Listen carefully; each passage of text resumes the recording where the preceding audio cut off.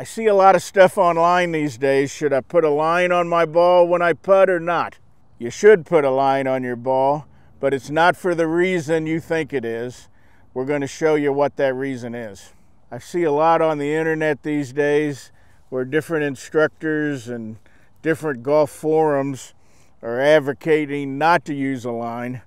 I think it's primarily because Scotty Scheffler has not been using a line lately.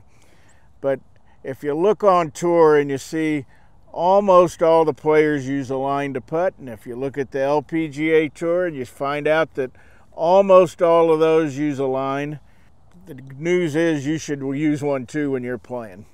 And now that being said, is everybody different? Are there different ways to swing a club and different short game techniques? Yes, there are. And so do I think using a line will help most of you? Yes, I do. Do I think it'll help all of you? No, I don't. There's always exceptions.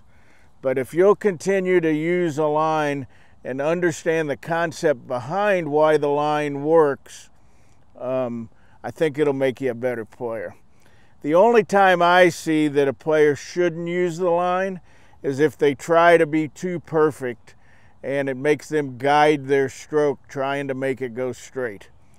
But the purpose for the line is not to try to make it go straight. The purpose of the line is to get aimed in the right direction so you can forget about the line and only try to focus on distance control. Distance control is the most important factor in being a great putter. And so why most of the players are using a line is, frankly, they know it's aimed correctly, and they know they can hit the putt straight. They can see the line roll end over end, and so it lets them only think about how hard to hit it. And that's really important. What I like about it is that I like to practice just rolling it end over end where I can see the line roll over and over and over. If I hit a putt and I cannot see that line rolling end over end, I know I did not hit it with a square club face. If I do see it roll end over end and it doesn't go in the hole, then that means I either had it misaligned, or I hit it the wrong speed, or I didn't read the green correctly. But at least it starts to give me feedback on why I didn't make the putt. You are not going to make more putts because you use a line or not. What you're eliminating, though, is 3 putts, in my opinion, okay? 3 putt avoidance is the biggest factor for all recreational players. The average amateur player 3 putts way too often. Tour players rarely 3 putt.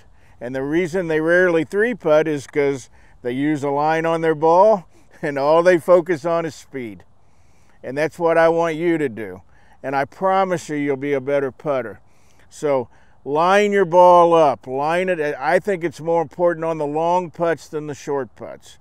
And one of the things I was telling Patrick when we were getting ready to video this is that the reason you won't make more putts by lining the ball up, the tour players only make 50% from 8 feet, okay? It doesn't matter if you use a line or you don't. You're only going to make 50% from 8 feet.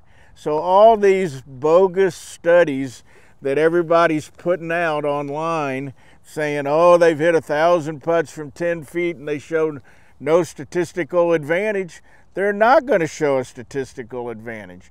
There is no statistical advantage to using a line.